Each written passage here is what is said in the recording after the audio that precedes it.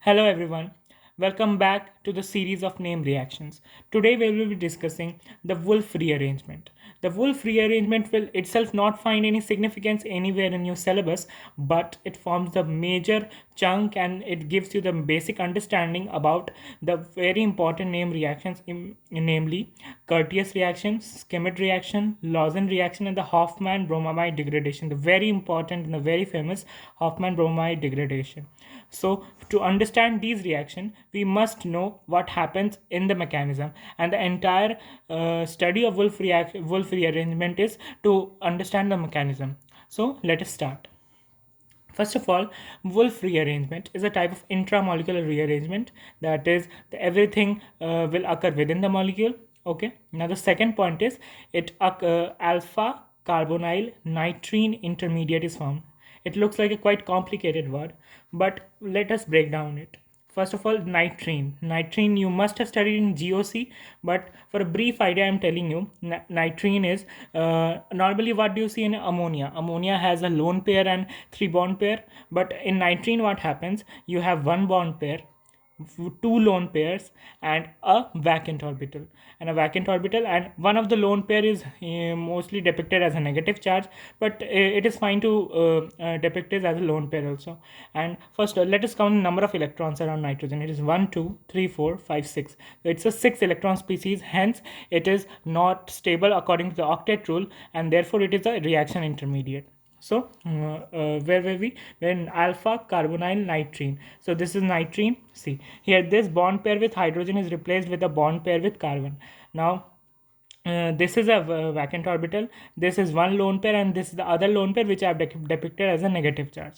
And with this nitrogen is attached a carbonyl group. And so when we know about the alpha beta nomenclature. In the alpha beta nomenclature, we name the substituents that is attached to the main group by the distance from them, the first one being alpha, second one being beta, and further on.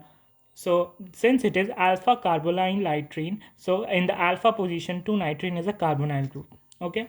Now the major importance of this rearrangement is in the reaction of Curtius, Schmidt, Lawson, and the Hofmann bromamide degradation. So first we will study the Wolf rearrangement and its mechanism. Then we will go into great detail in Hofmann bromamide degradation, and then we will be studying these three reactions, and we will taking up on the questions on all these four reactions. Okay, let us start. So for the mechanism, for example, I have taken carbonyl and a and N3 group azide group attached to it. So when we will open this group, it looks like this: a nitrogen, a double bond nitrogen to it, and again a double bonded nitrogen to it. So see, this nitrogen has three bond pair, and one lone pair is there, that we all know. So it doesn't bear any positive or negative charge.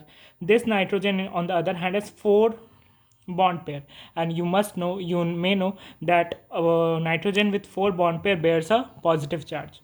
Why? Because it has given a pair of electrons to the adjacent nitrogen, that is this one. And since this nitrogen possesses only two bond pair, it has a negative charge. Why? Because the bond pair the bond pair is the combination of two electrons, and these two electrons have been donated by this nitrogen here. So for simplicity, what I keep in mind is, when nitrogen has three bonds, then it bears no charge. When it has four bonds, it bears a positive charge, and when it has two bonds, it bears a negative charge. Although this does not apply everywhere, but in most cases it does. So yeah, this is how the molecule looks. And when we apply slight temperature and in the presence of water, this is entire thing is converted into an amine, RNH2. It is an amine, as you all know.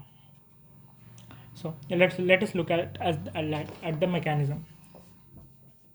First we have alpha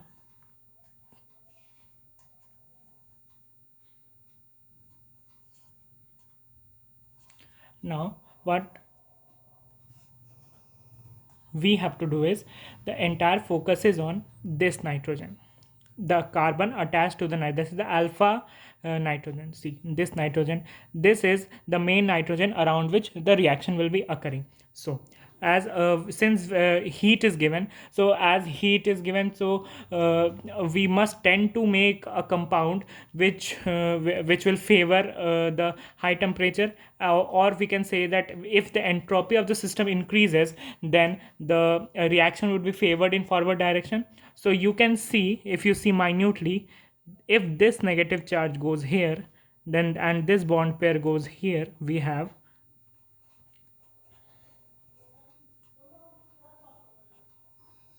N triple bond N with a positive charge on here. This is the nitrogen. This is nitrogen N2. If anyhow this bond is removed and it is free, then it may leave as a leaving group, giving a high entropy to the system and hence increasing the stability and making the reaction drive forward. So now what happened? Now what happens is the main step of the reaction. Sorry, since this bond pair came here, it will acquire a negative charge. I'm writing it again here. R C O N negative, N triple bond and positive. Now see what will happen. This is the very important step. This nitrogen will give its electron here. It will be converting into a bond pair, and when it does, since carbon cannot sustain more than 4 bonds, so either this bond will go up or this bond may break.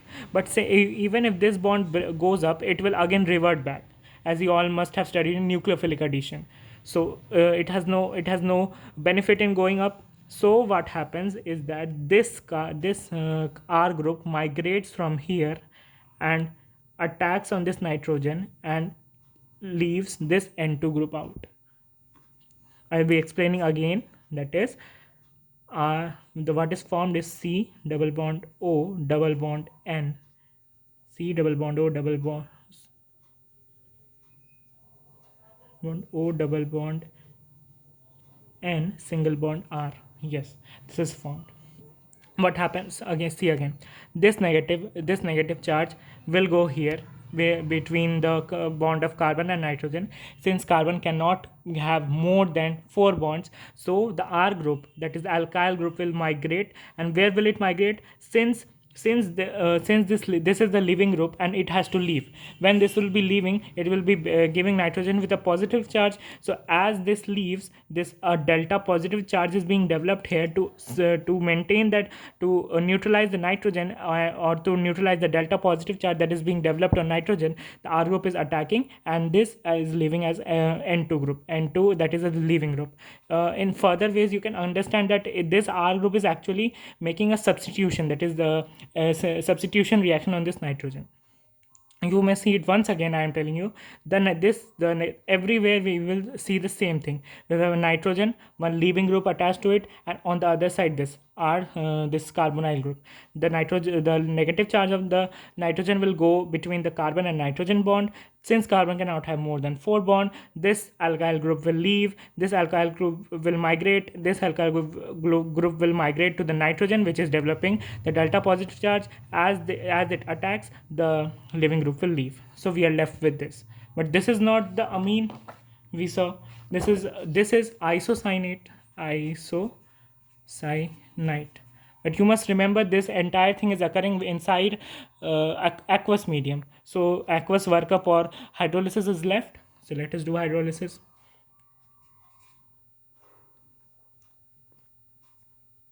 H2.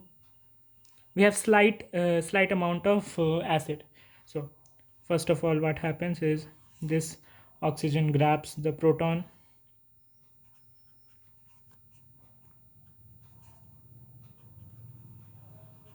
R. Oxygen develops positive charge. It cannot be a positive charge. It has to remain neutral. So it will pull the bonds from this carbon. As it pulls the ball from this carbon develops a delta positive charge. So the water here attacks as the nucleophile.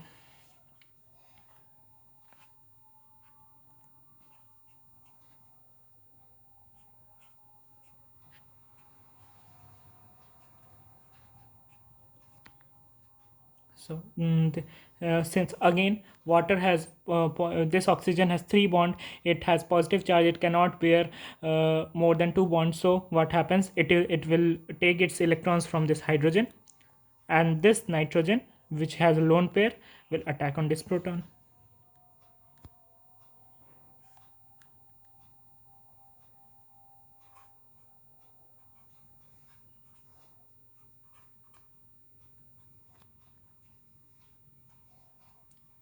Now nitrogen has four bond. I told you it will have a positive charge.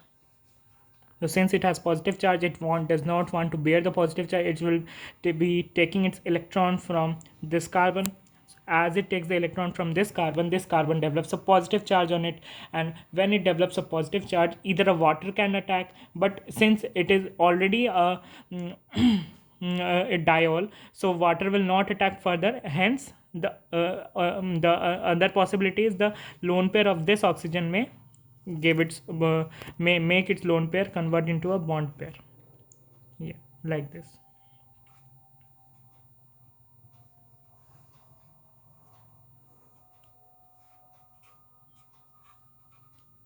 And what further can happen is this nitrogen can further grab a proton from water. It will have a positive charge. Since it will again acquire a positive charge, what will happen,